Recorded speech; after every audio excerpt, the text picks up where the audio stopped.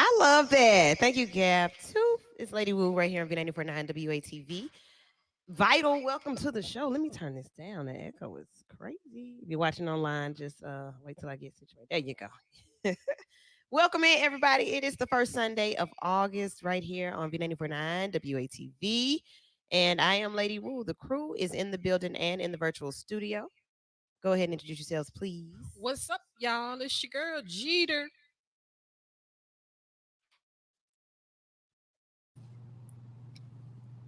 Hey, it's Tiffany. Hey. Tiffany out there looking like this her first Zoom I meeting. mean, and we have special guests in studio joining us this evening, Mr. Patrick Barnett. Hello, Patrick. Hello, hello. How are you? I'm good. How's All is well. So, welcome in. I hear some feedback. So, who, Patrick, you might want to turn your volume all the way down on your device. So here, perfect. Hello, Courtney. Welcome in. Welcome in, everybody that's watching and listening. I see you guys. Thank you so much. We are back live. So, every other week, we are live right here on social media. Hey, Antonio. Welcome to the show as well. We have a lot to talk about. Courtney, we were talking about what has happened over the week, and I guess since we haven't been on live, and the children, the The children, cheering. The cheering. they go back to school Well, my children don't go back to tomorrow. school tomorrow. My kids go to county school. So they don't go back until the 10th. Yours go back when? The 10th. They go Oh, back next week. well, That's okay. We're gonna start practicing this week. okay. Mm-hmm. So bedtime is back. 9:30. I need all my house off. Okay, okay. Mom, Tiffany, wait, yours going back? Mine are in there. They've been there since Thursday. Oh, Oh, really? really? Okay. Hey, Catherine. Hey, thanks for hosting this topic. Absolutely. We didn't even say what it is. Well, I said what it was virtually, but yeah, welcome in. Thanks, Catherine. So, getting the children, getting everybody back to a solid schedule and something like a new well, the old normal of going to school. Some students already were back in during the COVID, during during the COVID, during the pandemic. We are still in the pandemic, but there were some students who went back and some who never stopped going. Are you all fearful of what's going to happen when school like really kicks off again? Are you I scared? think I'm fearful for the kids. I pray that we don't have to endure like casualties of Oh, children in order for something different to happen. I know, right? um so other than that, that's the only thing that kind of scares me. With my big kids, they're old enough to know wash your hands, keep these folks out your face, put your mask on. Right. My little baby, she in daycare, so she don't really. Okay. Tiff, any concerns for you about what you've seen so far as the return to school? I'm concerned now because they can't be vaccinated. So now I'm kind of like concerned about it. But they have to wear masks the whole day. So That's crazy Mm. too. yeah, That's gonna be a lot. You think I that's gonna be a lot? I understand it. I absolutely understand it, but a mask on all day, Yeah, except for I all guess when day. they eat when you're eating. and their children. All day. I don't even like to wear it from the it's been 99 degrees. Yeah. So from the car to wherever I'm going, like, oh boy. So just imagine wearing it all day. And then teachers having to also have that part of responsibility to tell students, hey, put your mask on. Where's your mask? Put your mask over your nose. That's a lot. Patrick, you got kids? Yeah, I got two daughters. Are you concerned about the return to school? Well, they went to school last year in Okay. December, so I mean, they are used to it. They're used to it. So I am concerned, just for the other kids that Yeah. they're being Yeah. around people. So I mean, they're used to wearing their mask. It's going to be an adjustment for them because they've gone the whole summer without wearing the mask. So I think they'll be okay. But like Tiffany said, they can't be vaccinated. So um, you always run that risk of them being around other people and carrying it, Hmm. because they can get sick and carry it to the others. So me Right. and my Take it wife and home. everybody in my household are vaccinated, Good. Mm. but you can't vaccinate the kids. So my daughter did get her first vaccination, and she will have the second. And I think she goes back on the 10th to get her second Did she shot. want it? Woo? Like, did she ask for it, or If did you? at first both of us were like, well, no, we'll just wait and see, because even with me getting it and with the other adults in the family getting it, it was still this skepticism about the children getting it because of the rumors of what could happen long term for them. Yeah, that's kind of where I am, and it's not even necessarily long term. It's just so much uncertainty around it. I just don't know. But I'm kind of on the fence about it now. Okay. So what, like, they the thing that I heard that kind of had a lot of parents nervous was that it would mess with their fertility. And if Um, your children are 12 and 13 and they haven't had a chance to experience any of that, they hadn't even thought about having children because they're still children, and then we get them this COVID vaccine. That was scary. But then research was done to say, well, yeah, there's nothing that's going to cause that in the vaccine, and where are people getting it from? So okay, cool. She was like, yeah, ma, I want to get the vaccine. I was like, yeah, I think we should. yeah, I'm torn. I'm still Still torn. torn. Yeah. Yeah. And it wasn't even, it was just more of a thing where I kind of want them to independently want to do it. I don't Yeah. want to force them to Yeah. do it Yeah. because they're old enough to make those decisions by themselves. But at the same time, it's kind of like, well, I don't want you to say, well, I don't want it. And now I'm sending you to school and leaving that potential for Hmm. something to possibly happen. I saw a news So, story with a 15-year-old girl that ended up contracting COVID from being. She said where she was. Like she was somewhere in a closed room. It was like some people there. This girl is now on the ventilator, or her mom said where she was. She's now on the ventilator, and it was like a day before she got the vaccine. She was due to get the really? vaccine the next day, and she contracted COVID the day before, and now is on a ventilator. Dang. 15 years old. Hmm. Uh, you know, not even aware that she's still in the world. So, parents, if you are listening and you are contemplating your child that's over the age of 12 getting the vaccine or not, do some research, have some conversations, and see really see what's going on and what it is that you're afraid of, because it may not be anything to be afraid of. Maybe you should go ahead and try to see how you can save your child's life. You don't want to put your child at risk if they don't have to be. All right. What else? What else has happened? We talked about Biles. Simone Biles. Yeah, we talked about her Oh before. man. Okay, Tiffany, I see you smiling. You've been running too. Are you inspired? No, people don't know I used to run track. Me So a lot of people, too. It's so yeah, exciting. a lot of people don't That know thing, that, that girl, she don't run track. but She didn't run track. She is a gymnast, but it is inspiring to see running. And okay, go ahead, Tiffany. yeah, I like Simone though. But I think that I don't know. I saw some stuff today where people were like mad at her for not competing, and I'm like, you got to read up on why she's not competing to understand it. Like she could break her neck. Right, right. So first of all, a lot of people were saying that she was just taking off just because. She's just taking off. Yeah, even if she wanted to, what's the problem? Right. Right. Uh, but I guess because it's the Olympics, it's not like you do this every day. And I don't have to participate if I don't want to, right? Is she obligated? Is that an obligation? Who does she owe? Oh, okay. So, well, I'm just telling you what the people said. Well, these people, the people that are participating in the Olympics, they've been training for years and years. On, you don't make it that far and then quit. She didn't quit. It's a reason. Yeah. I mean, there's a reason that and from what I understand about what she's going through, is something mental. And when you're, doing 3 or 4 flips in the air Mm-hmm. on a little beam, if you forget in the middle of the flip, I mean, you can hurt yourself seriously. So And if you try to water your routine down, so that's what I got. exactly. Her, I'm the goat. I'm the best, and my routine other people can't do. And basically, y'all don't want me to do it because others can't. And I got to rethink how good I am so that this is too much. So now I'm just gonna go home.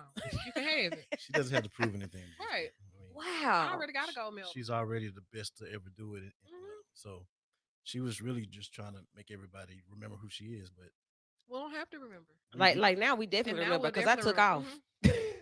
Whoa.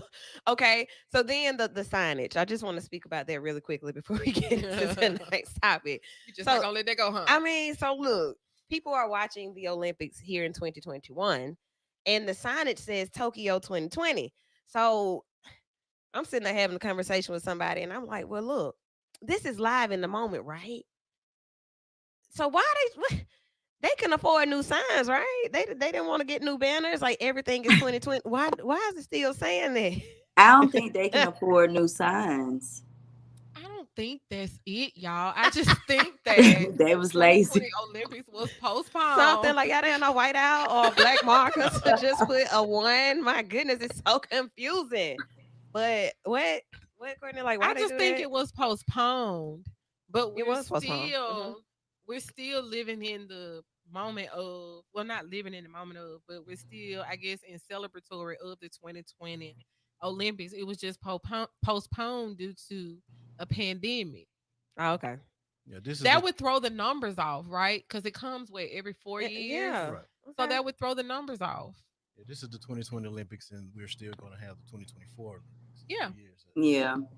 So maybe they should just write with a Sharpie the I am 20 so Tokyo sick of you. 2020 and put in 2021 on the stuff on the signs.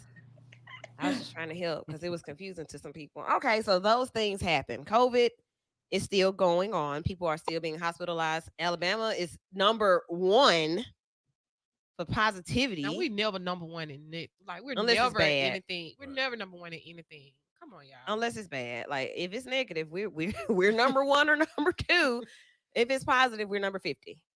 So we're number 1. Your people are afraid of the virus, but they're equally afraid of the vaccine. But y'all not afraid to go outside without your No. mask No. and cough on each other. Okay. Why they coughing on each other? Like y'all go ahead and have a good time in the COVID, and then go back to work, go to wherever else they go to the grocery store, touch on all the nectarines and the plums, try on the shirts and the clothes because they open the fitting rooms back up. Go to the restaurants and sneeze and cough and eat And off the y'all, they silverware. out here because y'all all in Puerto Rico, y'all in Cancun, y'all Still? in Miami. Oh yeah, they still yeah. there. I see y'all outside. Stay over there here. As soon as they open it back up, I'm sick of those trips. Look, what I think. Do you all think that it's going to shut back down? Is it possible to have Yep. another shutdown? Well, I don't know. Colonel Sanders, what? I don't know what she gonna do. Did y'all see her on the When news? she got upset? Oh, child. She got a little upset. I can't tell you what to do. Oh, she was upset. We went that made national news because she was upset. But I don't know what she's gonna do. I don't think she's gonna shut us back down. She's just kind of leaving it independently to the people to take accountability for this thing, and they're not. So make the people do what you know they need to do. That this is in Alabama, but this is a worldwide thing where COVID numbers are rising with the Delta variant. Mhm. It may not be a state mandate or a state order. It may be a federal order, and this time you probably won't get any financial assistance Oh, or that's dead. That's yeah, outta like that might not happen. Tiffany, what's your thoughts? I don't really have any on that. Mm, I've been okay. arguing with people all week about taking the vaccine. I'm tired.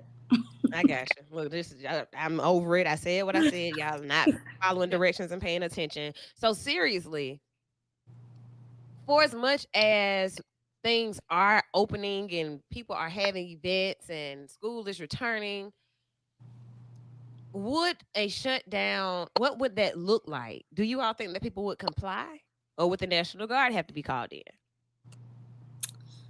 I think the National Guard, because I saw something on the news. I know it probably would never happen, but they were talking about the federal, I guess the feds trying to maybe mandate vaccines. I don't see that happening. I don't see that I- happening. Now it's not happening. I don't see it happening federally, but there are definitely a bunch of employers in Birmingham yeah. who are making their employees be vaccinated or you're going to face termination. I heard some ignorant people arguing about that as well, just saying how, the fact that they're trying to force people to get the shot. And I'm like, well, You don't have to. yeah, you can get another job. Yeah, but and that's the Yeah. thing. People are just like, well, you can't fire me. Alabama's an at-will state, and I can't fire you if you don't do what I say.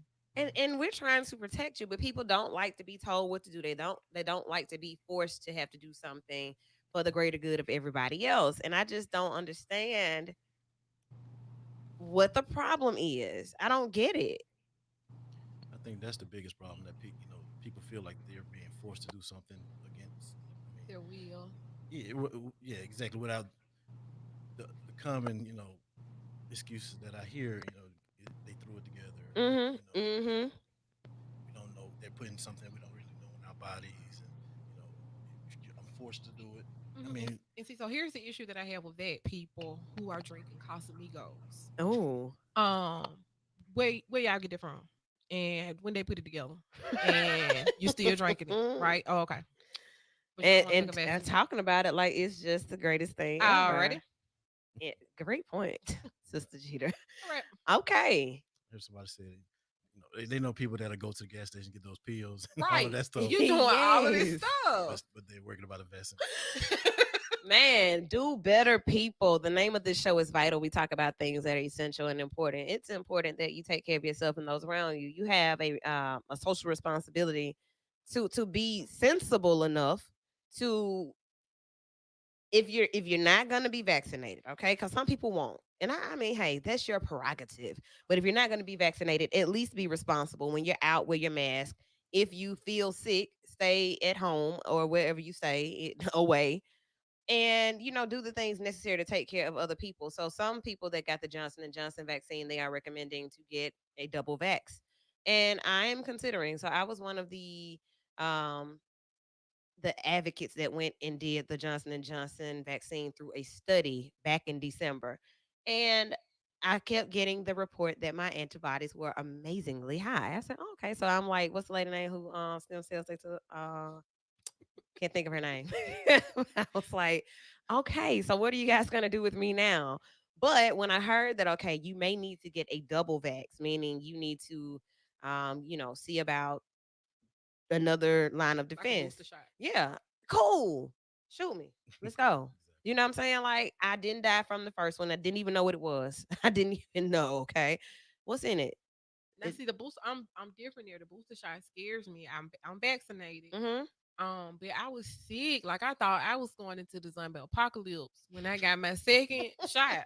Girl, I thought I was sick. You were sicker. I was sick, like down for a few days, vomiting, nauseous, diarrhea. Children thought I was finna be out of here. I was sick. I was sick. Mm. So a booster shot really scares me only because of the side effects that I had Yeah, I can see from the that. second shot. I can see that. Okay. Pray about it. Get a shot. All right. So tonight we have a great show in store for you all. And hopefully, if you do what you need to do to be healthy and happy and financially fit, you'll live a great life. But in order for us to do that, you have to get information. You have to get the right information. Your homegirl that started doing Texas yesterday may not know what she's talking about, and your person that does all the LLC paperwork for the businesses but doesn't know how to really do them and got you messed up. You may want to listen in and start from scratch. We have somebody that's capable and equipped to help us with that tonight. And before we go to our first break, I want you to put your hands together for our guest, Mr. Patrick Barnett. Patrick, what's the name of the company that you represent? The name of the company is Insiders Inc. Insiders Inc. Inside the offices in Avondale. We have another tax office in Midfield. Awesome. So right in the, two convenient locations to serve you all. Insiders in sight or inside. What we doing? Insights, INSIGHTERS. Okay, so insiders, meaning that tonight you're going to get the insight when it comes to how to get your business handled from a licensed accountant. Tell us a little bit about yourself before we head out for our first Um, break. like I said, I'm with Insiders Inc. That's the name of the firm, formerly Accounting Business Consultants Inc. But we rebranded a couple. We're still going through the rebrand. It's Hmm. the longest rebrand ever, but we're I getting mean, there. at least you're rebranding and not like Tokyo 2020. Exactly, Okay. exactly. We still do the same thing. Okay. But I've been with the firm for this is my 14th year. I came Awesome. right when I graduated from UAB. Hmm.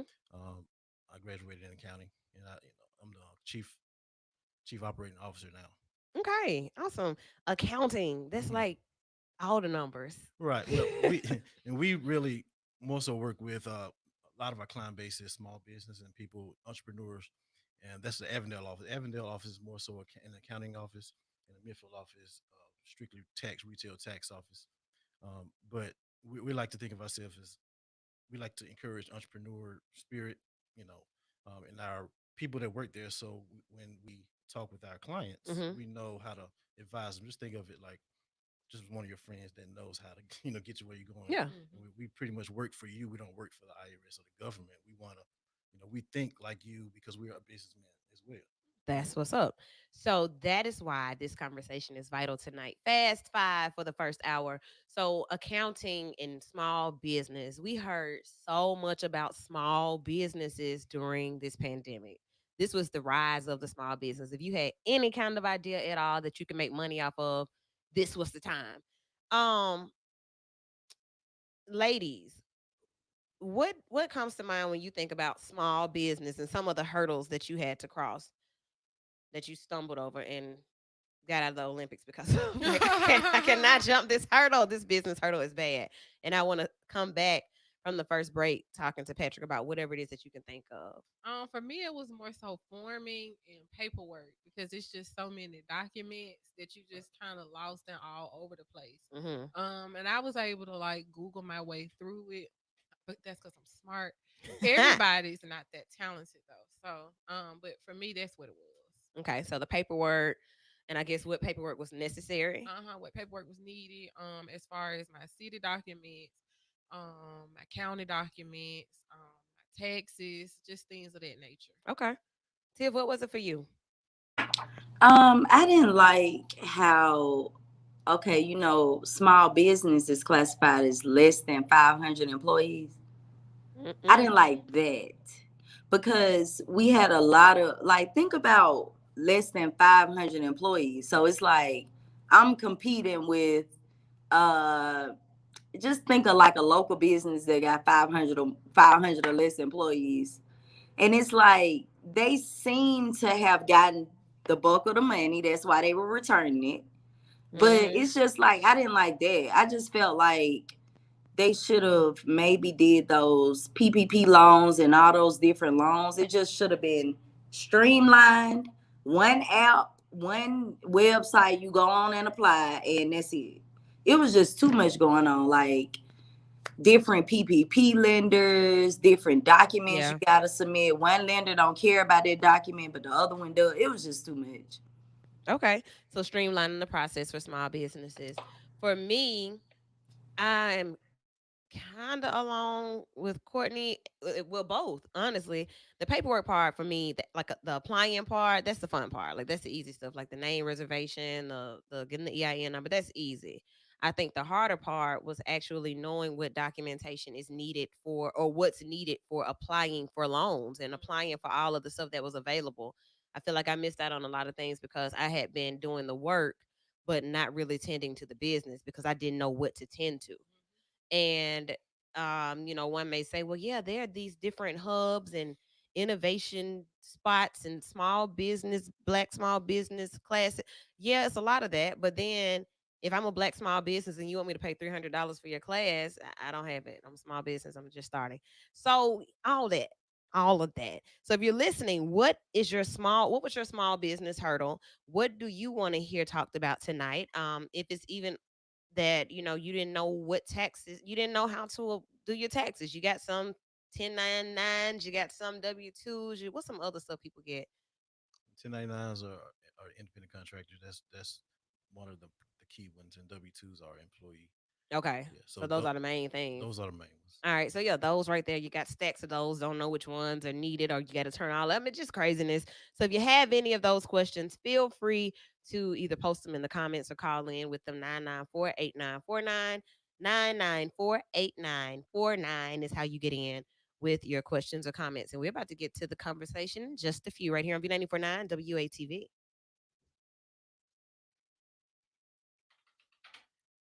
That's loud. All right, everybody, we are taking a quick commercial break. If you're viewing, share the stream, share it, share it, share it. Let somebody know what we're about to get into, what the conversation is. And if you have any questions, like I said, post your questions, post your thoughts about how you and your business fared during the pandemic. We are here to assist. All right. I'm gonna mute the mic.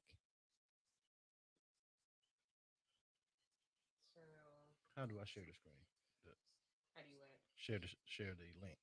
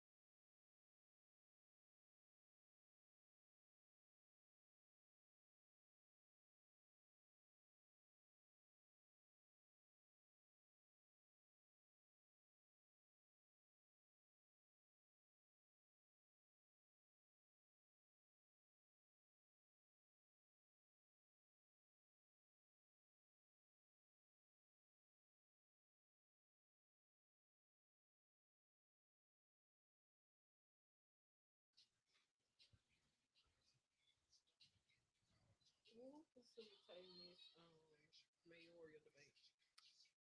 Me. It's V94.9 WATV. Vital is the show. I was about to say the midday fun right. Like, look, vacation needed. Okay, so in studio we have Patrick Barnett.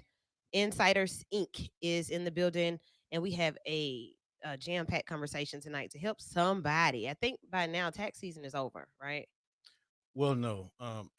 If you got an extension, you have until for the individual, you have until October 15th. Oh, okay. For That's a your long business, you time. have September 15th. Yeah, you get 6 extra months when you file an extension. Okay. I was late. And it was because I wanted to make sure that things were in order.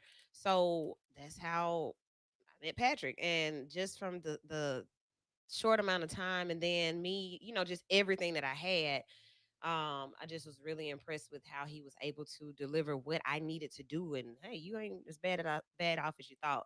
So let's look at this. When people come in to, I guess, where should we start? Should we come in with? Let's see. I want to start a business. Hmm. That's the first thing, and I don't know if I need an accountant or if I don't know what I need. What do business owners need? Like, what do you need to do? What you do? I think the first thing is to kind of figure out what you want to do. If it's if there's different levels of business, you have just if people start doing things on the side. Like gig It's a type stuff. hustle. Yeah, like Okay. just a hustle side hustle. They got a 9 to 5 job, and it's just something they're doing on the side for money. Hmm. You should decide if that's what you want to do. Pursue that full time, grow it, and just understanding what you need for that level. Then you have people that are all out on starting a new business, Hmm. and you need to know what you need for that. Okay. Um, because if you're doing it on the side, you don't necessarily need to go all in on starting your business. I mean, you can file as a sole proprietor, a self-employed person on the Schedule C, which is just an attachment on your individual tax return, and that's just you want to report that when you actually have income. If you're not if you go a whole year you don't work in that business, you Hmm. don't necessarily have to report it. Oh, But okay. if you go full on, do LLC and elect to be a corporation, I mean that's getting into other things, but you're gonna have to file every year, and that might be a little burdensome, especially if you got another job and it's just something you're doing on the side. That's a lot of work. Okay. So I think the first thing you want to do is kind of understand what you have with your situation because one solution is not the same solution for everybody. Gotcha. Okay, so really deciding if this is something that you want to make is this going to be a business or is this just a hustle? So having a hustle is okay. Absolutely. Yeah. Like, it's okay. All right. Absolutely. So then the second thing, like once I decide what I'm gonna do, and it's me, and it's my vision, it's my dream. This is really what I want to, this is how I want to spend my time. As far as like what I need to keep up with, so like I'm investing. I went and got this office. I'm paying rent. I went and bought a desk. I bought some pens. I got a little banner to go on my little car, whatever, whatever. What like where does this how does that play into everything? Although, people say, well, I'll write it off. I had a meeting with Courtney. We went to eat and talked about some business. I can write that off. How does any of that even play into being a business owner? I ain't even made no money yet. Well, it's kind of the same thing I was talking about. One of the first things you want to do is get a tax ID number. Okay. Get an EIN, employer identification number, or tax identification number is free. You can go to the IRS website and get that. Okay. Um, Basically, that's when you're getting money from people, you can give them their tax ID number instead of giving your social security number, so that you'll get that 1099 your tax ID number, Mm-hmm. and from there you that allows you to do things like open up a business banking account, Okay. and when you start spending that money, I tell my clients to separate the personal and the business. And if you're spending your personal money on that startup business, Yeah. document that. Okay. Keep up with all of that because you can eventually pay it back to yourself. Mhm. So all of that money that you're spending out of pocket, you want to document it and all. And just second part of your question, what all you want to keep up with? Well, just like I said, dollar for dollar, what Mhm. you spend, keep receipts, keep documentation of it, and also your mileage that you're doing. Uh, the mileage you can do actual expenses for auto or mileage. Mileage is usually more beneficial, Mhm. but it's a you have to provide more documentation for mileage. You have to keep a mileage log and all of that. So, what I tell my clients is to get one of those mileage apps on your phone. Hmm. I like Mile IQ. I mean, that's what I use. So it kind of automatically calculates. It uses GPS to calculate your mileage, Okay.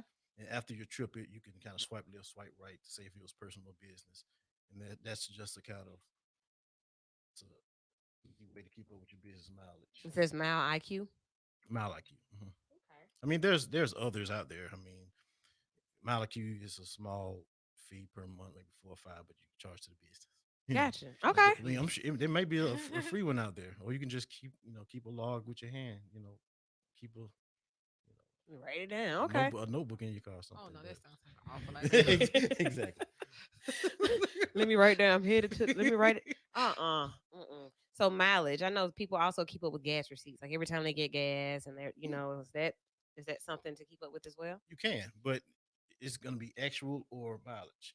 Okay. Actual is I spent $200 on gas, so I'm gonna use that $200 deduction. But if you drove 500 miles, that 500 is 58 cents a mile. So that mileage deduction might be more beneficial than that actual Gas gas receipt. spent Okay. Gotcha. Okay. because that if you have a just 100% car that you use for work, cool. But some of that might be exposure. You have exposure to like a business percent. If you Hmm. have a car, you use your main car. And Hmm. this is for personal. You may have to break into that um, actual. Yeah, you spent $200 for gas, but how much of that was actually business mileage versus personal mileage? Gotcha. Business is personal. Okay. All right. So got that part down pat. Keep up with your mileage, and then all of the other expenses that you basically put into your business. So Courtney, what you got? Like where do you start? What's next? I want to know. You mentioned you need an EIN, right? So you hear people talk about business credit all the time. How do you establish business credit with your EIN opposed to using your personal social security number? Well, depending on the level of where you are in your business, you're gonna probably need to put yourself down. You So you're use your gonna have to personal start credit. with your personal. Yeah, So probably so. okay, people. So you can't just go out there and use your EIN Probably so. as like I want this car in my business name, and you're gonna use your EIN. Wait, what? Oh, is that not So, okay?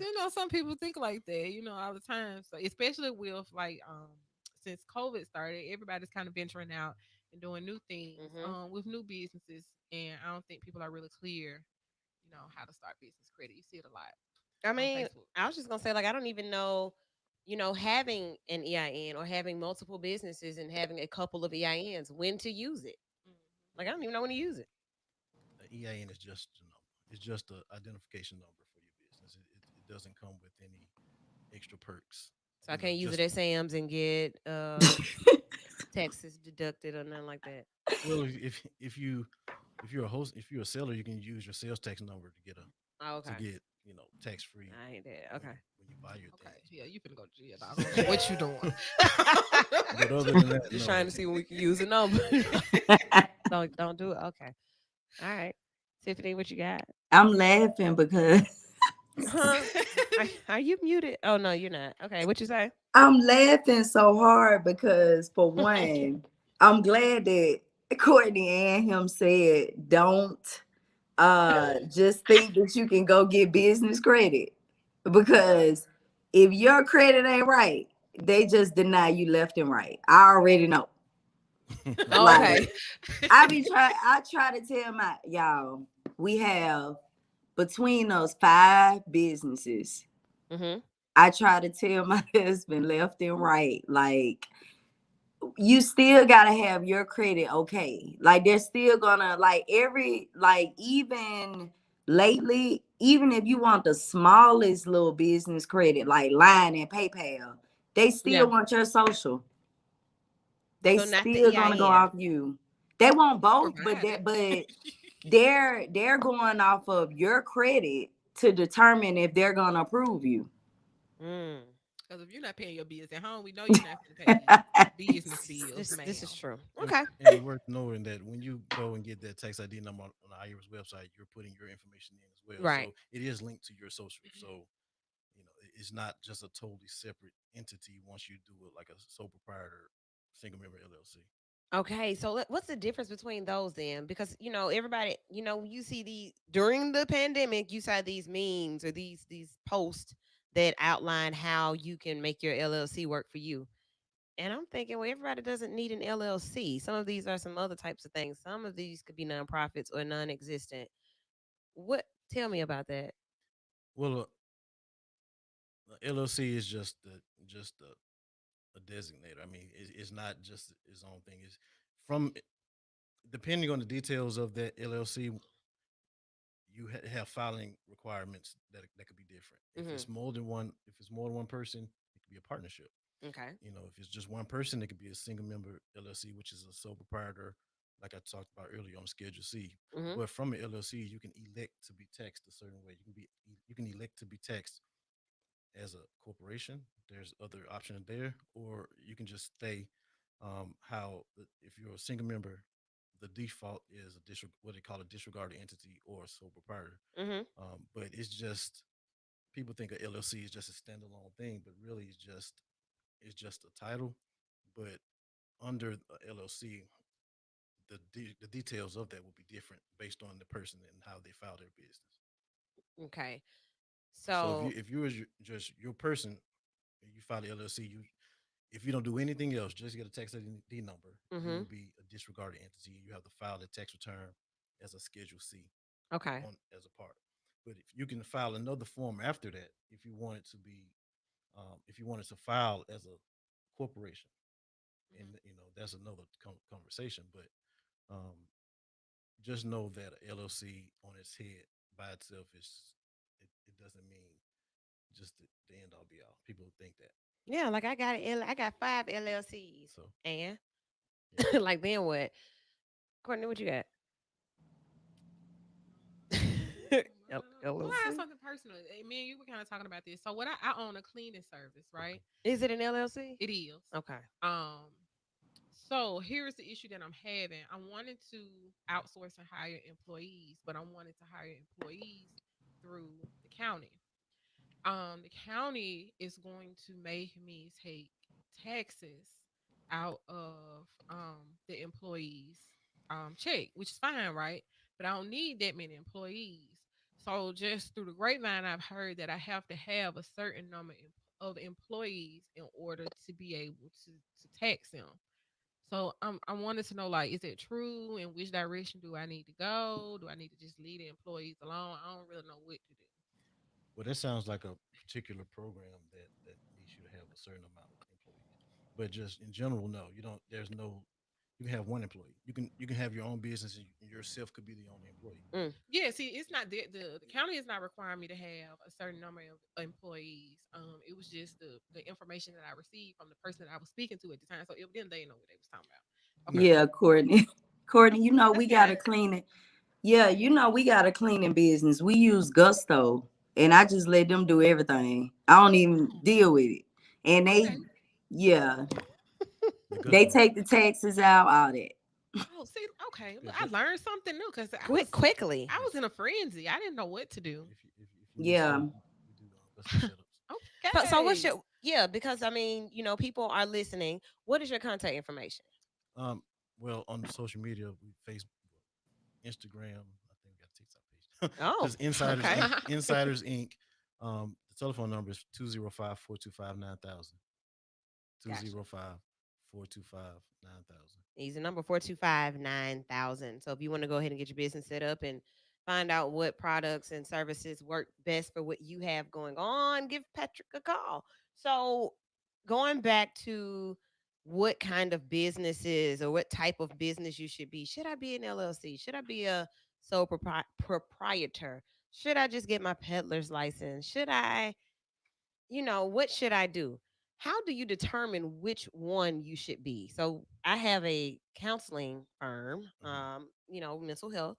And then Dana, am also Lady Wu. So Lady Wu is a business. What should those be? Or how would you determine which they should be? I I think that well, just let me back up a little bit. For the individual industries that you're asking about, just Hmm. like you said earlier, the county, the city, all of those have their own separate requirements that you got to get a business license um, for pretty much everybody in the city needs a business license. Okay. A peddler's like you just need to know what kind of license you need. Mhm. Um, so that's that. But I would say, I think your question is, should you be a Like which one? corporation or Yeah, LLC?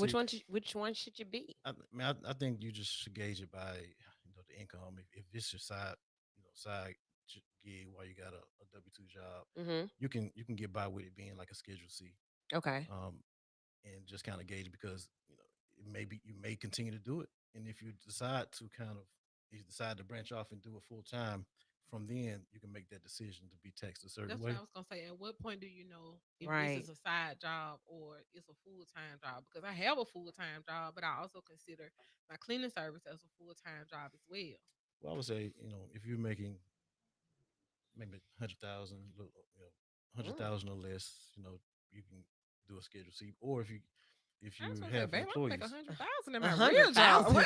Actually, that's a lot I of mean, money. over the year. I mean, gross revenue. Okay. but Okay. still. Gross, not like profit. I'm talking about just make the money Now, It's are you still a saying lot. over the years, over or the do you over the mean? year, over like Oh, just 2021. If your okay. business made 100,000, you may want to consider. Oh, I wish you did. I I just quit. mean, Like, what are you talking about? A regular job, 8 to 5. What is that? 100,000 ain't a lot of money no more. And also, if you make less than 100,000, if Mhm. you have employees, I would suggest Okay. doing it a different way. Okay. Yeah. So if you're gonna have employees, they're not you or your family or anything like that. I would suggest going ahead and explore an option of being taxed as a corporation. Okay. I got a Okay. question for you, but I ask it off there. All right. So you are listening to Vital right here on V949 WATV. Vital conversation with Patrick Barnett from Insiders Inc. Talking about business setups, taxes, individual taxes, just everything business, all things business. So if you're listening, you have questions, you want to know more, call us 994-8949. Post your comments. First hour almost done. So you got about 5 minutes to get those fast questions in. Um, Patrick, what is something that you've seen a lot of when it comes to people establishing businesses through the pandemic? Since you've been working, just what have you seen? Well, there's a lot of there's a lot of reasons people go into business in the pandemic. You might have lost their job. Hmm. They may have a lot more time on their hands where they have a passion and they've kind of explored doing that, trying to make some money out of it.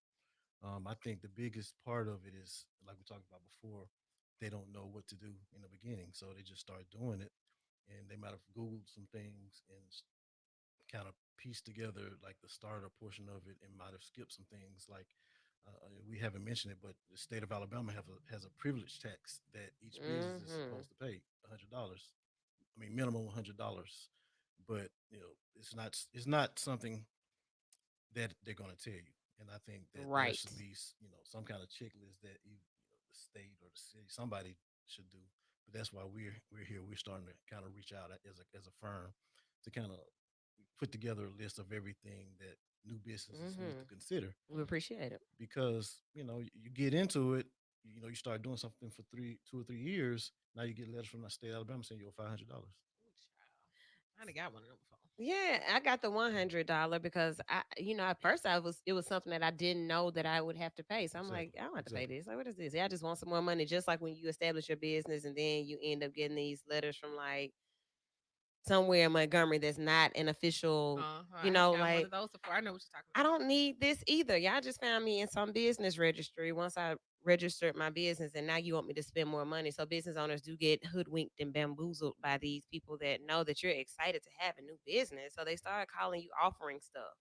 So yeah, that's we do need to know. And that's an awesome service that you all are providing. Tiffany, what are you thinking about over there? I was just thinking about my my own stuff because we got the LLCs, but my business is a corporation. Okay. And the when I guess what I learned in the past 2 years, because my business is a tech company, I have to have it as a corporation because once I start raising funds from investors, they get a certain percentage of my company. So I had to be a corporation in order for that to happen. But what I didn't know was that it cost me $700 a year So I have to pay $700 a year to keep my corporation active. On top of that, depending on how much I make, the tax. So my corporation is out of Delaware, just based off taxes.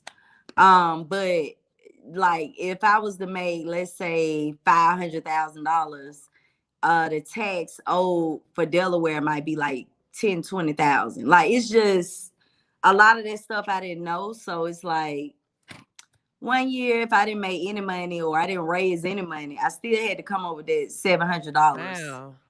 So Mm. it's like it's an annual fee every year. I didn't know Just that. to follow your dreams. Yeah, I was so used to doing a Schedule C, like Patrick saying. I didn't know that my corporation stuff would be separate. So I had to like get a tax people to do that. It just was a lot from the corporation standpoint and trying to like do tech company stuff that I wish people would tell more Black small business owners, but you know, that's why we here. Yeah, right. Okay. Yeah. I mean, No, each industry has their own set of rules and requirements. You know, daycares have their own set of rules.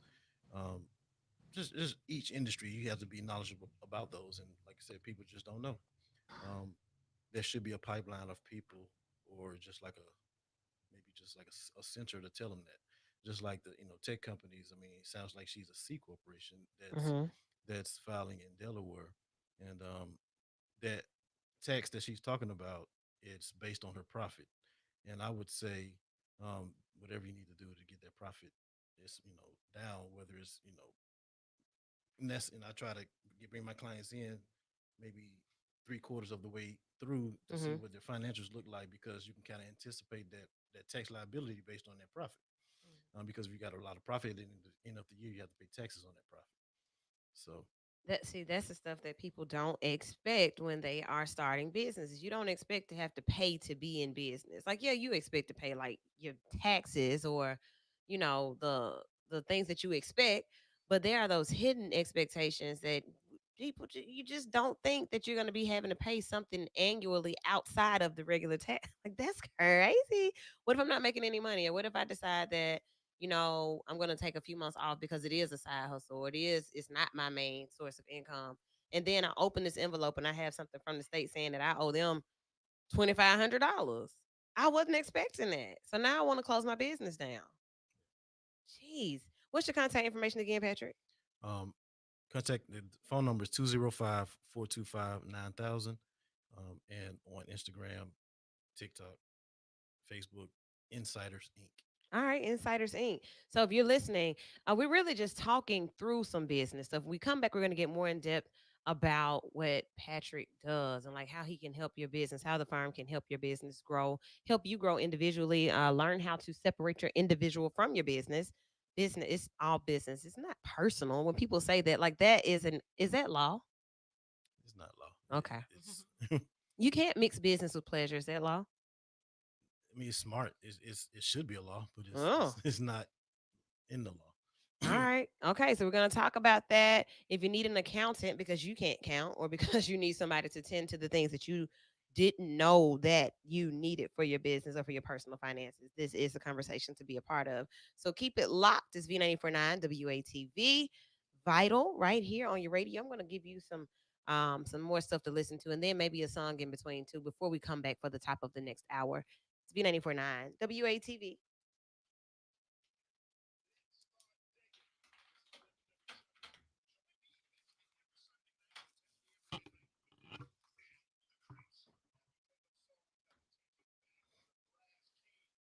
Which one that's online? Okay, so this is the issue that I'm finna run myself into.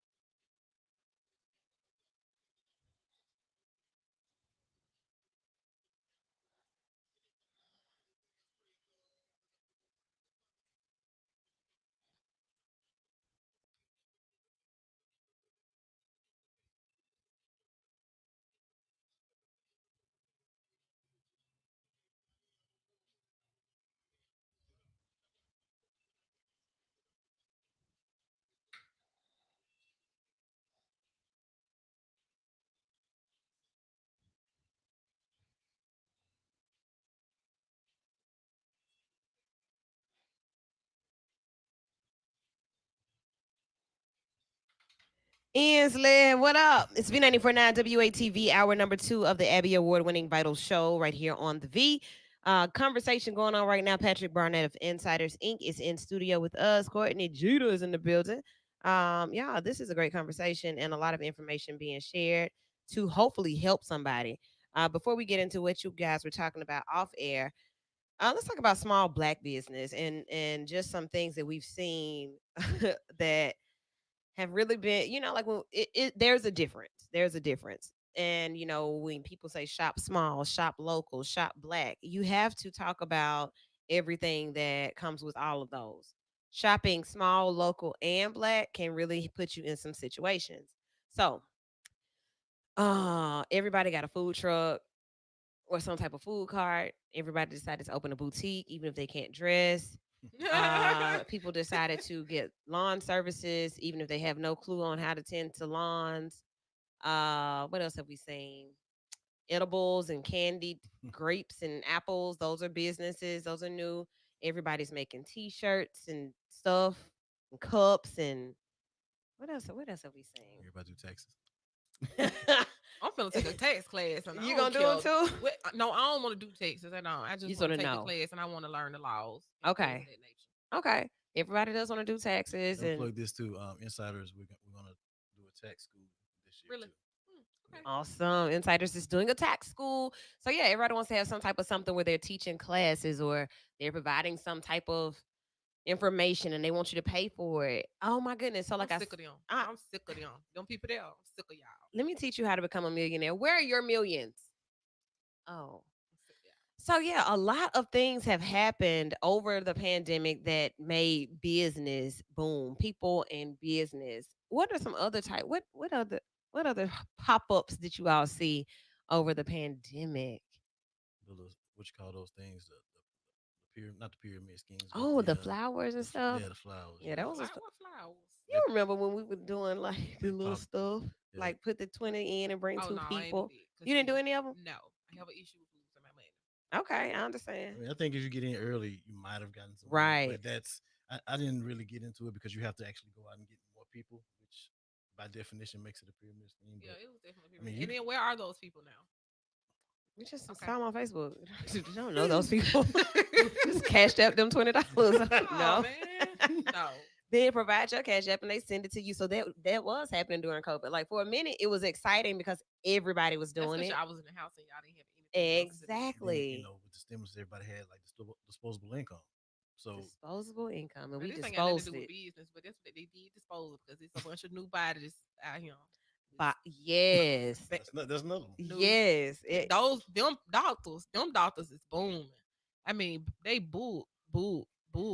from Miami to So, Vestavia. man, I know a girl who just came back from Turkey. I don't know what you do in Turkey, what you get, what you What? come back with. I'm waiting on it to pop out, and I'll tell She's y'all scared of the later. vaccine, I bet. What? Scared of the They'll do that, vaccine. but they're Like, scared Now of the she vaccine. probably had to get the vaccine to go over there. Real talk, you don't think so? I think she probably would Probably have. so. She had to show a vaccination card to get over there. oh my goodness. So these are the things that we've seen during the pandemic, and y'all don't be listening, acting like you hadn't seen the same things. Veneers, new teeth, braces. I saw a lot of new things happening. I saw people making investments, but buying properties and flipping this, and I saw a lot of people making some moves. What's going to truly tell the story is how many years from now do you think that we'll really see the financial impact of COVID? I think that we'll start seeing it pretty soon because we've already seen, property values are going down. People, when you see the sellers market, people are selling their houses and Oh, getting I'm a a lot of realtor. money. It is hard, You can horrible. sell your house, but you trying to Mm. buy a house is going It is is what so the awful. prices of cars, like the manufacturing of cars, is if you try to go buy cars, the prices are high, and you Hmm. can't really Used find cars. one. Um, and I think that just specifically pandemic related, I think a lot of these PPP loans that people got, that the fraudulent ones, Mm. I think they're going to kind of follow. Once we get a handle on the pandemic, I think they're going to circle back around on and ask people for their, Oh, they definitely gonna circle Wow. back around. because when it started, in when the pandemic first started, PPP was one thing. You had to provide all this documentation and everything. Hmm. and it was forgiven. You had to get it forgiven. You had to provide them the documentation to show that you this is what you spent your money on. Right. So once but like Tiffany, when she was saying, the big companies kind of swooped in and got the bulk of that money. So that left small businesses out. So they had to change it. So once they changed it for small businesses, they relaxed a couple of the laws Mm-hmm. and the mandates. So that left like the sole proprietors out. Yeah, I did. So now when they read it, they it was a point where they was changing the laws every 2 weeks.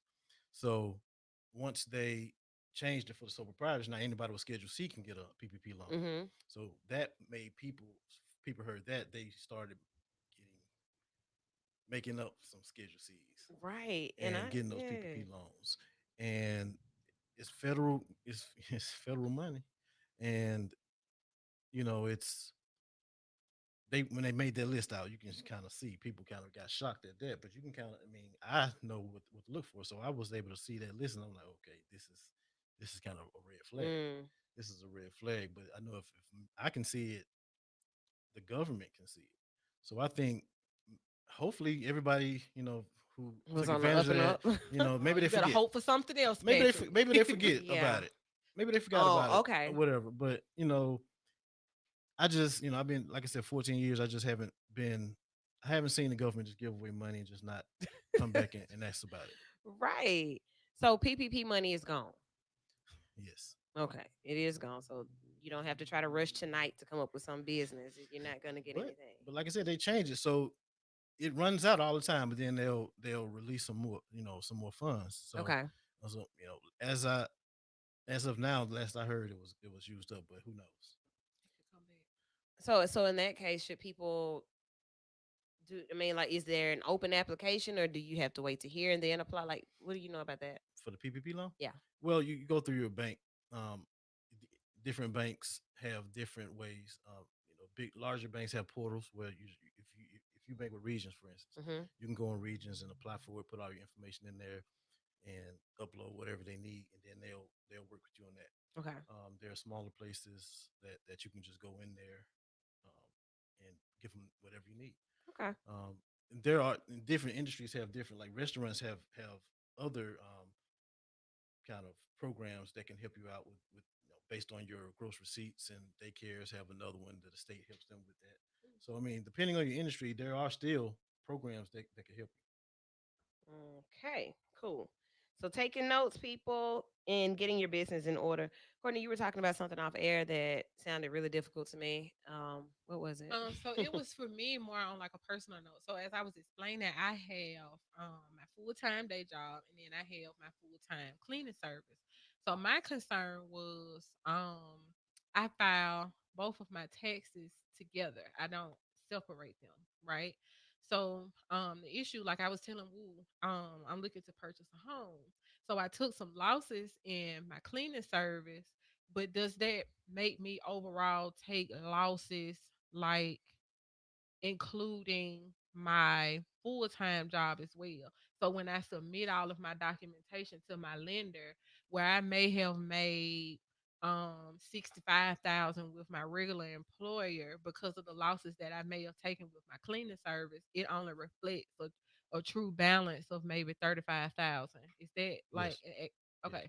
yes, and that's something also when I was talking about earlier on deciding what you want to do, Hmm. because if it's a side thing and you're not making $20,000, that's a pretty significant loss. Uh-huh. And when the IRS looks at a hobby versus an actual business, I mean they think of businesses. You have to.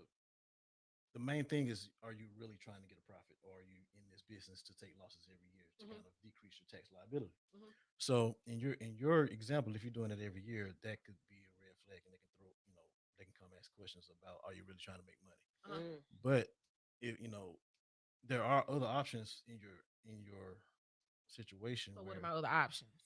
um Let's talk about other options.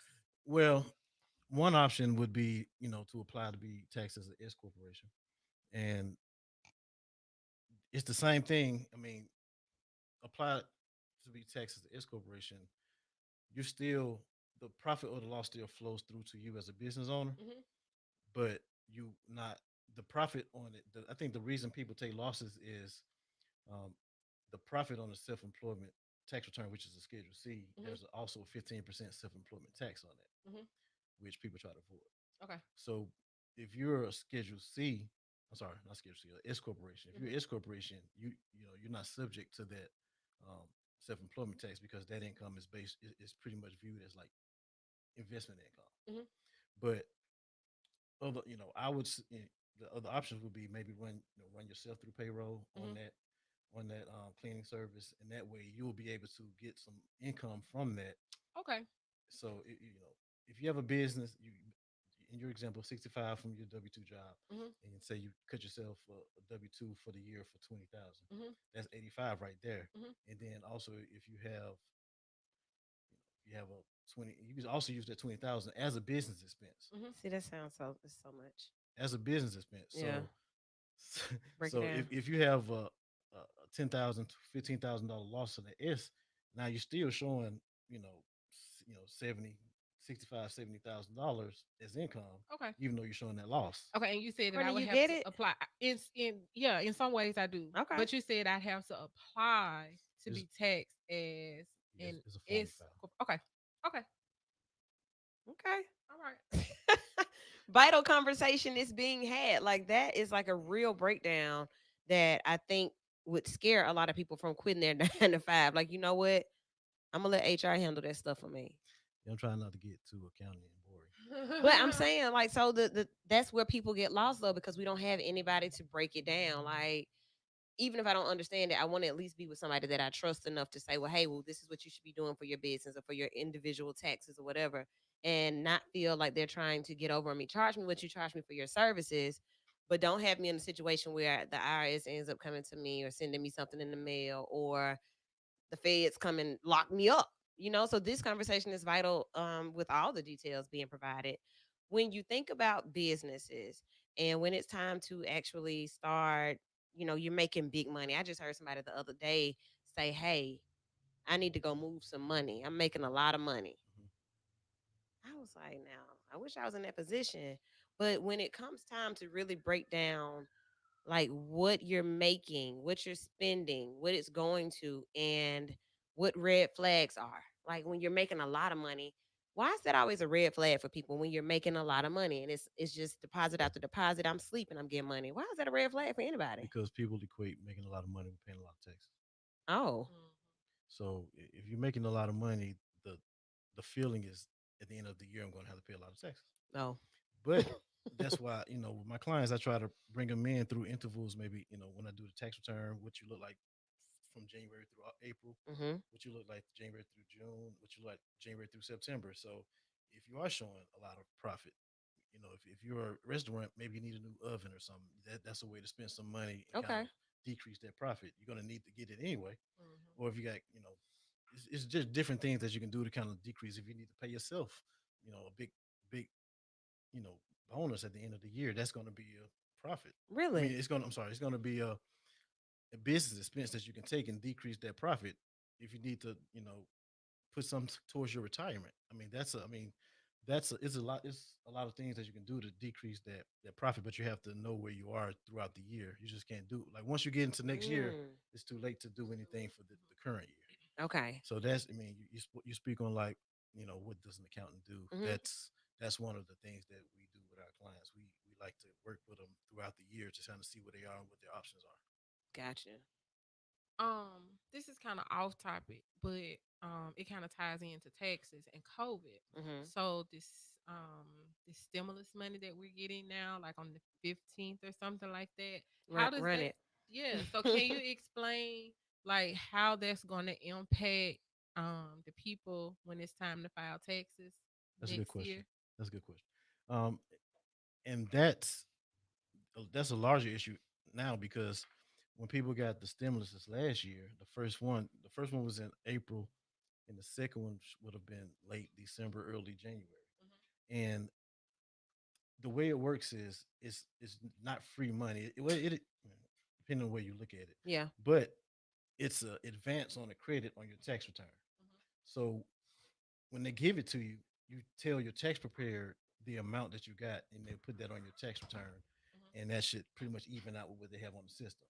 The issue is, and when I talked with I'm an enrolled agent, so I talked with IRS, Okay. and they said that because of people putting the wrong information on their tax return about their stimulus payments, that's why we're seeing these delayed refunds. So if you got a stimulus payment of 2,000 or whatever, just throwing a number out there, Mm-hmm. but if if you got it for 2,000 and you told them I didn't get it or I just got 1,200, They gave it to you though, right? Like they know. yeah, they know what they gave me. They- So they have to actually get somebody. So uh, it kicks out, and they have to manually get somebody to go check it and adjust that refund because whatever you mm, don't get, they'll add it. And that's the answer to your question. They'll add that if you get it, it evens out. It's fine. But if you Mhm. don't get it, they'll add it to your tax refund. Mhm. Um, and the same thing works with the child tax credit that they're giving out now. right. The money, if you get it, it works out cool. But if you don't get it for whatever reason, um, income, some people make too, their income is too high and it phases out. Depending on what you look like for the next year, it might be added to your tax refund. Mm. So that's the answer to your question. I mean, it's a part of your refund already, but they're just giving it to you ahead of time. Early. Got you. Okay. So the money that's intended to help, it will help, but you will be responsible for it or having to. So what? Like, do I need to keep the letter that the President Biden It sent seems me? like you won't get as much money as you may look forward to, because they're giving it to you early, right? No, I mean No. it's the same amount for pretty much everybody. But there are phase out. There are income phase outs. Like for instance, on this $1,400 a person, the phase out was 75, but it capped out at 80. Hmm. So if you made 80,000, you didn't get it. You didn't get it at all. Yeah, they didn't feel like you needed it. You Yeah, make enough money. but yeah, in Alabama maybe. But what if you live in like New York or New somewhere? York, Okay. California. So the 75, cost of living. right? But it's just a 75,000 across the board. Okay. But it's the same amount for everybody. It's just it's a credit on your tax return that you'll get tacked on as a refund if you didn't get it throughout the year. But if you did, make sure you keep up with that amount. And if you get a direct deposit, uh, you know it should be easy because you can just go back and look at that direct Mhm. deposit on your bank statement. But if they wrote you a check, you would want to keep up with that amount Okay. Okay. because giving your tax preparer the wrong amount could delay your tax refund. Yeah. Okay. Patrick Barnett is in studio tonight for Vital. We are talking about all things accounting and what he can do for your small business, starting your business up, right documentation, how to file your taxes, what to keep up with, um, what not to do if you apply for this loan, what you can expect if you lied. Like we're talking about everything tonight. Patrick, I want you to kind of tell us something that you enjoy doing. Like what is, when the people come in with this is what I enjoy. What is that for you?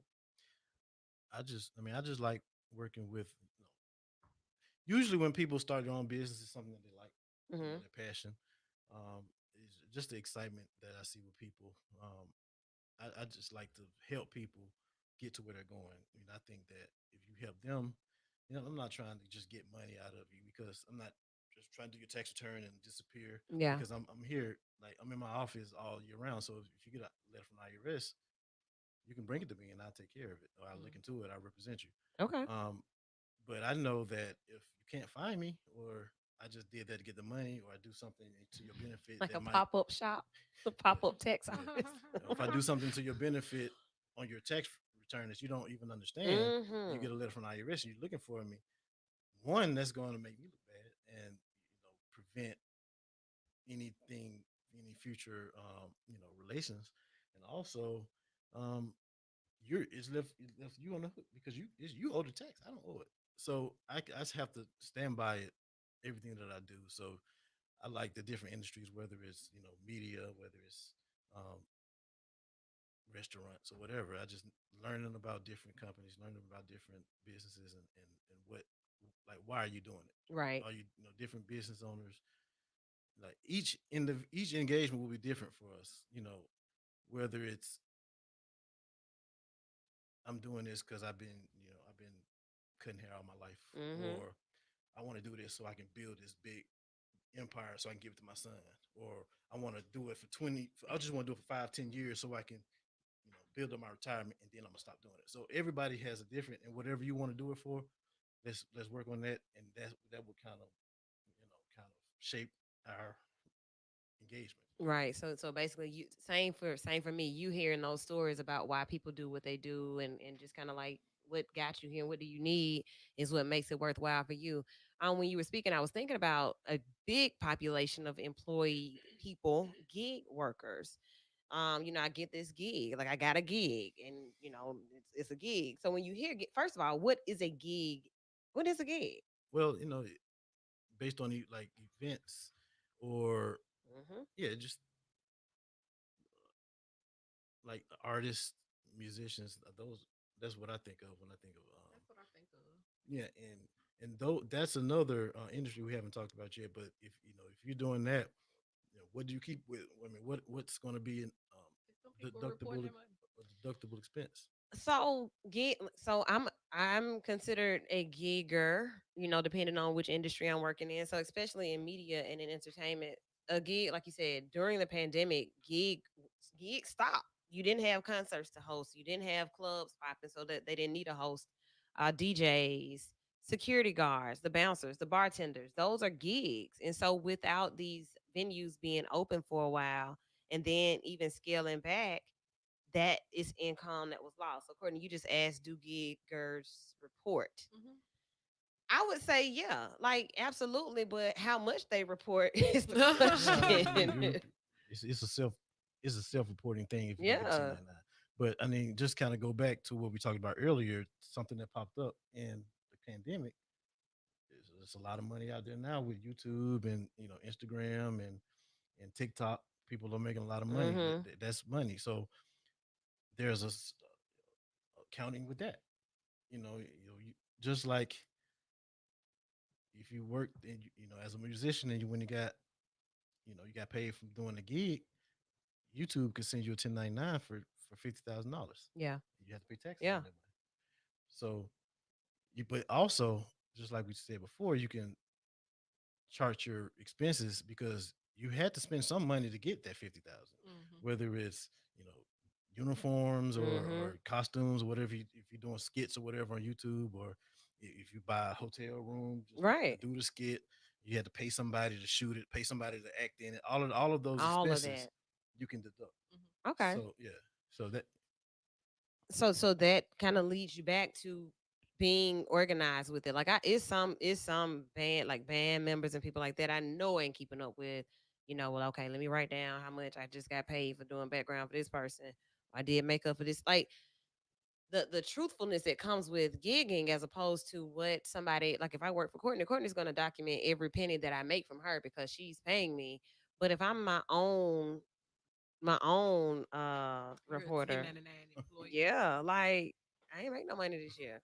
That's your fault. That's your business. Because I told the IRS that you made. yeah. I ain't even make nothing. Like I didn't even work no gig. So what happens in the event that a gig worker doesn't work and tax time rolls around and I don't report anything? Well, the law is anything over $600, Dang. you're supposed to give somebody. If you pay somebody over $600, so, independent contractor, Hmm. you're supposed to give them a 1099. Okay. So if you give them a 1099, you get a 1099 from somebody. The IRS knows that you made that and you report that.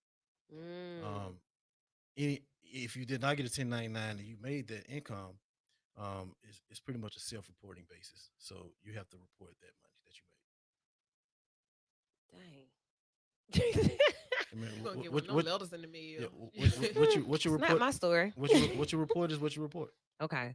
So like, yeah, I didn't make but $600. And it didn't come from one person. It came from all the gigs I did in 2020. So That's all you made. That's all you made. okay. But what I mean, just to keep it simple, what I would tell a client is to just get a business account and just run all of it through your business, and that way you know how much, just deposit everything you make, just deposit it. Everything you spend, take it, spend it out of the business account, Gotcha. and that'll give you a nice clean look at how much you made that year and how much you spent. Is there any good point in the year to start doing it? Like right now, we're at the end of the third quarter. Good point is January, but I mean it's not realistic. But Right. just do it as soon as you can. I mean, whether if you have to go back and just do an Excel file or something like Excel spreadsheet or something up until you started that bank account, that works. Hmm. Okay. Okay, cool. I don't know. All Finance. We gonna see. Cash App, PayPal, Venmo. Good question. What are the other ones? Chime. Yes. Um, Trying to see how people be like, yeah, I don't have that, but I have. Apple Pay. Apple Pay. Yes. So Google all of Pay. these, yes, Google Pay, Apple Pay, all of these different forms of payment that people can accept now. Cash App being one of the main ones. Mhm. What do you see as the future of those types of payments? Like, yeah, you do have some type of record in there, but like as far as an accountant, what is that for you? As it stands, if you get paid via Cash App or whatever, you we don't it wouldn't if we strictly using the bank statement as a control Hmm. we wouldn't know that you made unless you actually transferred that money from your Cash App account to your business account. But a lot of people get money in their Cash App and they just spend it right back out from their Hmm. Cash App. Mhm. And if you're doing that, you want to keep a record of that. But if you just use your bank account and you don't give your tax preparer your account that information, they would never know.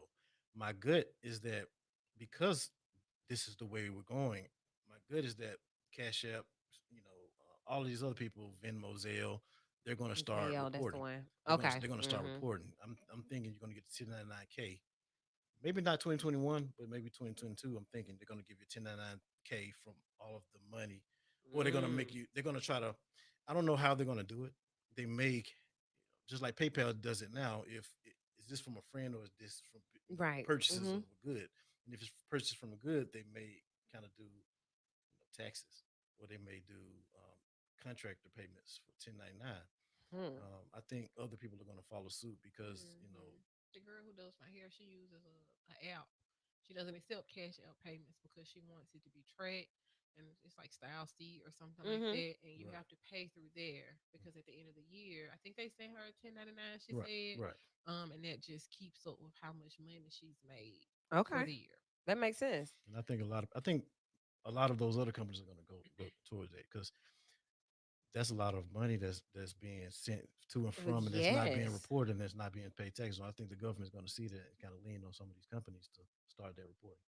That's All just a right. good. I mean, I don't have any indication that it's going to happen, but I just think it will eventually. I mean that this is the way. Like you can go almost anywhere and scan a QR code to pay for Hmm. whatever, and or tap here and you're paying and nobody's touching cash anymore. Nobody's really recording anything. You're not getting a receipt Right. or whatever. But I just wondered about that as far as being the actual business owner and taking different forms of payment and not having to record. Like if somebody pays me $40 and I use $40 really loosely, but somebody pays me $40 Ah, for a service. Nice. ah. That's Man, fine. just say 45. Just get your No, they $45. pay me $40 for a service. Okay. And I don't record that because of they left it right here on the side. They left it right there. It's $40. I'm not reporting that. What was this $40 for, You Woo? should What am I gonna call it, Patrick? Well, I don't know. It revenue, depends on how you made it. What you did for revenue. None of your business. it. We're not gonna say they left it on the table for you. They gave you. They wrote you a check for A check. Oh, they still make those? it. What? I'm trying to make it better. I just, just I'm to be, trying to help. I'm just saying for people who may be listening that don't really understand the lingo here, let's make it real for them. They left you $40 for the service that you provided, and you don't report all of those 40s, but then you may get a $600 one payment for a service. And for that one, you need a 1099, or they give you a 1099 and you choose not to report it because whatever. Who does that fall on? Follow you, because if you get a 1099 for whatever, it's $1,000, $600, the IRS knows that you made that money. Mhm. So you can you can report that money and also report the expenses against that to decrease that. You don't have to pay taxes on that whole 600. You just pay taxes on the allowable profit from it. So Mm. all of those things that we talked about, the gas, the expenses you paid to get your tax done, that supplies you pay somebody to help you, anything that you paid out to make that money, you can use as a deduction, and whatever's left, that's what you pay taxes on. Okay. Mhm. Gotcha. Last half, if you're tuned in, I see you guys watching and I see comments coming in from different places. just taking in is great information. So I'm so grateful that you all are finding the information valuable. That's really awesome. And that you can use it and grow your businesses and your pockets. Because I think when you know better how to manage, and I'm going to be very transparent and honest. For me, it's the discipline that comes with this. Like it takes a lot of discipline to run a business, like to pay attention to what you're making, to record it, to track mileage, to write down those payments that you may get in cash and then those that come from Cash App, and to keep an accurate record of all of it, to know, hey, this food was bought for an event. I actually spent money for an event for my business, but I didn't write it down. I didn't tell you when I did my taxes, hey, I spent about $1,000 on decorations and venues, things like that. Yeah, It's discipline. yeah. I think it's knowing what you need and also being intentional on all of those things. I mean, like once you start doing something, even if it's new, if you keep doing it for a certain amount of time, it's going to become, a pattern. A pattern is going to be a Hmm. habit, and it's going to become easier. It's. I think it's hard now because you're not used to doing it. You're just used to just making the money and doing, doing what you do. Then when you're not making ends meet, when you are really when you're not making a lot of money, because a lot of people will be making money, yeah, I'm making enough money, but it's enough money to make ends meet. I'm paying bills, I'm buying whatever I need on a daily basis, but I'm not seeing any savings. Not really able to make any investments, but I'm surviving. I'm not thriving, I'm surviving. And I think a lot of us are in that position. There was a moment during the pandemic where everybody was balling. You could tell people were happier. um, Cars were clean, houses looked nice, the porches had brand new flowers, all this type of stuff was going on. But then, like that money went away. I don't know who invested, like who really made some investments and made some smart decisions. But now you're starting to see where people are back to normal, Mhm. back to their normal spending, back to their normal routines. What are some suggestions that you have for people who are small business owners that aren't making a lot of money? Just some suggestions to help us stay alive. And I would say just keep an eye on it. Keep an eye on all the money that you're making. Try to watch your cost. If you don't have to spend it, Hmm. kind of try to find another alternative. Um, because odds are you're making more than you think that you're making, Hmm. but you're also spending it at a rate that you don't Crazy. Yeah. As realize it. soon as you get it. Yeah. So just kind of keep an eye on it. Um, put a little bit aside. I would say for reserve. Just kind of start out small, and maybe if it's $5 a week, I don't know, $25. Just put it to the side, and you'll start seeing that grow. If you can do start, you'll reach to a point where you can get put 50 to the side every week, 100 to the Gotcha. side, and you'll start seeing that reserve because I think every business owner should have a reserve that they can pull from in case something happens. Okay. Because one thing that the pandemic has showed most businesses is that you're just a couple bad weeks away from having to make some hard decisions. Hmm. So Yeah. And it happens, like it can happen so quickly where we open the show talking about what if things shut down again? Like, are you in a financial position for things to shut down again? Hell no. not without No. exactly. Nope. Because I mean, there's not going to be. We don't know what it would be, but I don't anticipate $600 unemployment again. Like on top of whatever it is that you made or however much it was that people were getting. I don't anticipate these major business loans where businesses are getting 20 and 100,000, and I saw people $89,000 worth of EIDL. Like what? That's a loan. I mean, I think that that I wouldn't count that out. They'll probably still do that, Hmm. but it'll look a whole lot different than it did before. Okay. It's going to be a lot more on hands on than the last one. I mean, they're just not going to be giving it away, to anybody. I think You get a check, you get a deposit, you get a cash app. No, not this time. Okay. What else? What else you thinking about? I have a friend who like recently started a business like maybe last week. Hmm. He called, he was really excited. He says he started he put all his information in basically through LegalZoom, Mhm. and he paid them some money, Oh like some goodness. money, and I don't know what for, and he don't really know what for, and it seems like everything that he did pay them for was free. But right. I hope he listening out here because when I tried to tell him that, like he just was not It was understanding free. me. Right. So on the back end of that, he says that, in the future, when he needs like maybe legal advice or something like that, he'll be able to call them. And I know nothing about LegalZoom. This may all be true. Do you know anything about LegalZoom or the services that they do offer? I've I've had clients that use LegalZoom. And they ended up being your clients after they used it, right? Yeah, See? Okay. And he paid them but I like, don't. But I'm not a lawyer. I mean, I don't do the legal part. I do the accounting. Hmm. So like starting up LLC, I mean, the cost of those things are not high, but you got to know what to do. Like going to getting a tax ID number is free. yeah, and Right. see, so that's the starter stuff. That's all of the stuff that they're going to do. Now on the back end, I have no idea what they're going to do, but I know, they're going to, There's nothing for them to do once they. yeah, I was just like about to say nothing. so like you're gonna get your name reservation. And I asked them what they're gonna do. Are they gonna reserve your name? And I don't even really know if I got a full answer for that. I'm gonna have to call him back. The Um, cost of that is not high. $28. okay, already. And I'm like, okay, well, you still got to go to the courthouse. Well, yeah, I still got to go, but what they gonna do? What do you if you still got to go to the What are courthouse? they doing? What are you doing? So what's your number, Patrick? 205-425-9000. 425-9000, 205-425-9000. I'll post that for you guys as well. And Courtney, I've heard of somebody that went through LegalZoom to try and set up a nonprofit. And same thing. They zoomed them through 100 times. It wasn't a one time quick Zoom. This was like a Zoom that took years and they never got what they needed from them. When in all actuality, like you said at the beginning of the show, you can Google or you can call what number? 205-425-9000.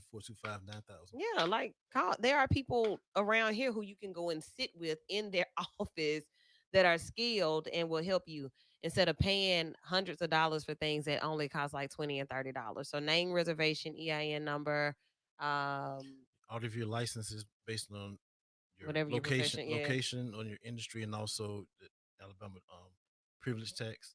that part. I wish we could have had this conversation before he did that because he has just wasted so much money. Certificate of formation, you got Hmm. articles of incorporation, operating agreement. Those are the typical stuff that you want to start. Okay, cool. So like that's your starter kit. But then once you do that, in order to start making money, and when you start making money, and like I said, when you don't have the discipline that's needed to really make it make sense, Patrick and the team over at Insiders would be who you should call at 205-425-9000. So when I come in for this consultation or for you to just know what I'm doing with my business, like this guy right here would bring him his LegalZoom envelope and be like, This what I got." What does that look like? Like what does that appointment look like with you? Well, first I'll just kind of get some basic information about them and what they are doing. How do they start? Um, how do they make their money? How does it come in? How do they go about their expenses? How do they pay their expenses? How do they pay themselves? Um, just kind of get the lay of the land, and then I'll look at the paperwork that they have and make sure they have everything. We have what we call a initial audit, where we go and find out everything that you've already filed. We get a power of attorney signed, and we'll go through the whole list and make sure that you're set, with that foundation. Make sure everything that you need that you have, because like we said, we don't want to get 2 3 years down the line and something comes back to bite you. Right. So we just want to, if you're going to be a client of ours, we want to make sure that you have everything already um, filed. Make sure that it's the right decision. So that's what we talk about in that first meeting. Just basically, it's going to be about them and what they need. Okay. Cool. So building that rapport over your business. I got a message saying that hey, yeah, they had to refund that other company I was saying that went through LegalZoom. Don't do it. Just call Insiders. They're black. Um, they're local. Right here for you, willing to get into the meat of your business. So okay, let me see if we have any other comments on the page. I see some people tagging. Hey, Cavalli. Hey, Jamil. Hey, y'all. Hey, y'all.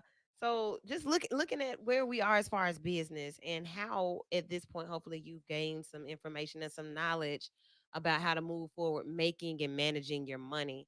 And if you need an accountant, I think a lot of people don't feel like they don't know at what point they would need an accountant. Like, if I'm not making how much did you say, Courtney, that you would need? to be making before you get an accountant? Um, I don't really know. For me, I kind of feel like I need one now, only because I need to figure out how to separate my personal from my business. Okay. Same. Um, because I don't want to run into an issue, you know, somewhere down the line where I'm like intermingling my money, especially since I have like so much. Like I have my work, then I have my cleaning service, and then I have my real estate money. Mm-hmm. Now I have it all in separate places, but at the end of the year, when it comes time to file, I kind of put it all in one place, which probably it sounds like a really bad idea right Well, now. I would say e- each business would they need an account, just whether it's just a one time a year deal, just a conversation, or if it's quarterly, or if it's monthly, depending on the level. Mm-hmm. You need to know where you are. You need to know what you need to do, and where you stand, because that's important. Because that I don't like surprises. Just I ain't lying, in just in especially not money surprises. just in general. So I like to know where I am. I like my clients to know where they are. So having that conversation and looking at where you are, we can make decisions based off that. If it's just if you're not making that much money, you're not really that active in your business.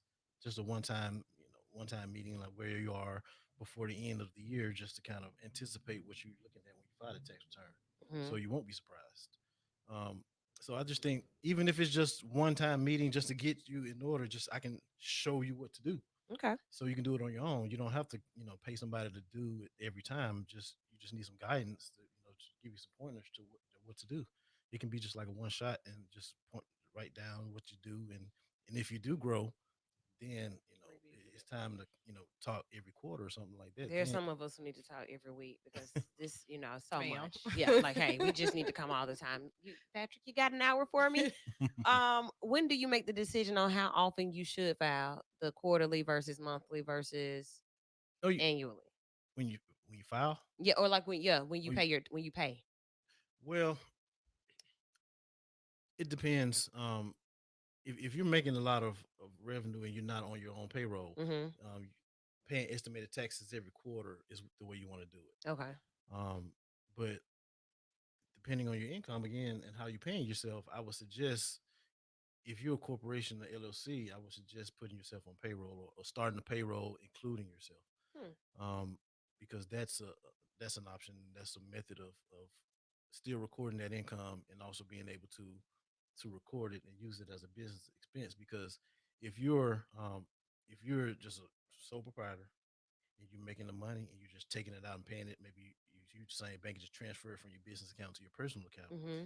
That's not a deductible expense. It's just an owner's draw where you just taking money from the Mhm. account. Okay. That's not a deductible expense. But if you pay it to yourself in the form of a paycheck and you pay taxes on it, you can deduct that salary and the taxes associated with that. So if somebody comes in and needs that insight, you will you give them the roundabout figures about how much they should be paying themselves and things like that? Well, that again, that depends, and I think usually what I do is how much you need to make to pay your bills, how much you need to live off of during the Mm-hmm. month, your rent, your car note, your food, whatever you need to live, because you're paying it anyway. Some kind of way you're making it work. Yeah. So use that and kind of back into your salary. So if you're averaging $2,500 a month, maybe pay yourself 3,000 a month, and then go from there. Okay. And then you can always change it if that's not enough, or is that too much. If you can't handle the tax, maybe pay yourself 1,000, maybe 2,000, and draw another 1,000 where you won't have to pay taxes on. It's just different ways to do it, but the starting point, I think, and what I usually use is what the business owner, um, you know, pays every month, what they need to live Okay. off of. Okay. All right. So that's a good starting point. It's not that, hey, as soon as you get all the cash apps in, you go to Walmart and spend them all. It's not that. Oh my Like, it should not be that. gosh. But that's what we do. Like, just being real about what your financial situation is and calling yourself a business owner. If this is your business, you don't leave the pop-up shop where you just made the money and directly go and spend it. But that's where a lot of Somebody have people, to though. yeah, that's where a lot of us are. So when that's the case, Patrick, your role is what? You can't help us make more money, or can you? Yeah, I would like to have you make more money. Yeah, Okay. I have clients that restaurants. I sit down with them and look at the menu, trying to change the menu. I You mean, do all that? insiders. Yeah, we help business grow. Whatever, Hmm. Oh wherever I can, yeah, I we need some more consult. country. I'm a consultant as well, Okay. business consultant as well as an accountant. Hmm. There you go, people. The number is 205-425-9000. So it's not just accounting, but it's consulting as well. Accounting is I'm an accountant by trade, so we can use the numbers to kind of fuel a lot of the decisions that you're going to make. Mm-hmm. The tax laws, the accounting, because really that's what people are interested in anyway. How can I make more money? How can I pay less taxes? I mean, that's what they're using to make their decisions anyway. So we use those the financial statements and all of that. The financial statements tell a story, so we just use those to kind of work with the client to make those decisions. The financial statements tell a story. So you will see, like if I bring my pay, I mean not my paychecks, my Don't be out here embarrassed, dog. All my bank record. right. Like yeah, so I did overdraw that time. Then I went to Dollar Tree like 5 times that week, cause just whatever. Like those are things that you would see and be like, look, these are red flags. You They're not necessarily red flags. I mean, really? if you needed it for your business, you need it for your business. I mean, Hmm. I mean, Jeter. No, no. Now you over there condoning her foolishness. I mean, These are hypotheticals. like I said, I work for you. I don't work for the IRS. I mean, if you telling me that you used it for your business, you use it for Absolutely. your business. I mean, within reason. I mean, we can't, you know, say OnlyFans is a restaurant. We can't. We have to within reason. It has to make sense. They use Woo. that OnlyFans. That's where them $40 They came from. Hey, they say OnlyFans, that's making a lot of money. I've been considering. I'm like, what would I do on this I've seen page? OnlyFans 1099. They're making They pretty making decent. some Really? money. They're making a Okay. lot. They're making a Well, lot we of in the money. wrong business. I ain't nothing but a click, pop and link. I'll We go talk set it about up gig tonight. workers. I mean, That's a gig. they making money. And they can deduct those expenses, the All right, hotels, Patrick. the Can clothing, I the wonder if they client. can screenshot or screen record what's on there though? Because if not, I'm with it. You're thinking a lot. You're thinking I too just much on don't. it. I like to She's expose thinking too much. myself. I Yeah, should just jump that's, on there and make the money, huh? I don't. I'm not here to You're a tell you what to consultant. do. You're supposed to You be said. consulting in this moment. That's what you said. Now, I'm Patrick. just trying to see. So look, somebody at home like, what are they talking? Make it What is make sense so I can OnlyFans? go home and explain it to this man. What is OnlyFans? Well, guys, join mine. Pay to come, okay? Pay to come. This has been a great conversation tonight. We have learned so much. I have some notes over here that, with discipline, we can very, very well implement and see some changes. So the fourth quarter is on the way. We are like today is August 1st. August is the last month in the third quarter. Uh, give us some fourth quarter tips. We got the holidays rolling in, all this different stuff is about to happen. So some fourth quarter tips. I would say, to the best of your ability, gather your revenue for the year and your expenses, and see if you can get your profit, so that you can, that way you can plug it into your tax return and see what you're looking at as far as taxes. Um,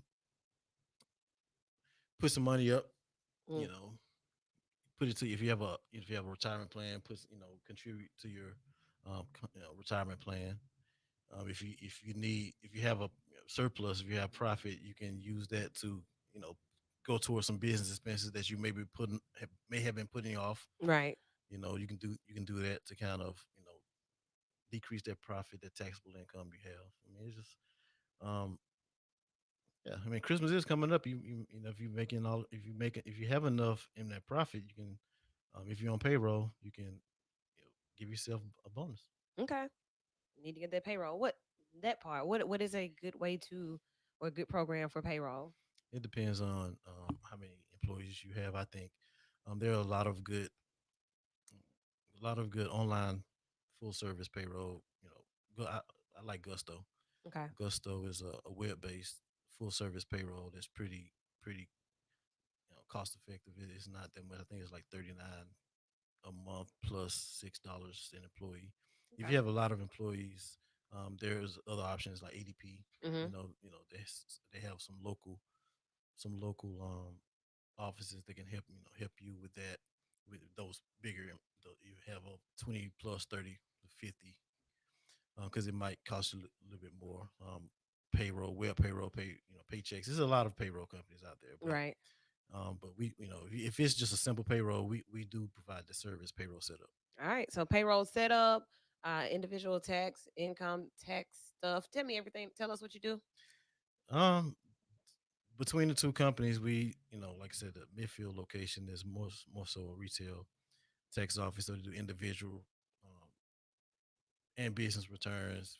We have some farm returns, Hmm. sole proprietor. The Avondale office is more so an accounting office, and we're going to be moving, to another office, and we're going to make that a just financial center. Hopefully, we can kind of expand on some of the stuff that we're trying to do. Okay. So right, but as of right now, we're, accounting, bookkeeping, payroll setup, business consulting. I feel like I'm missing some other stuff, but I mean, just financial.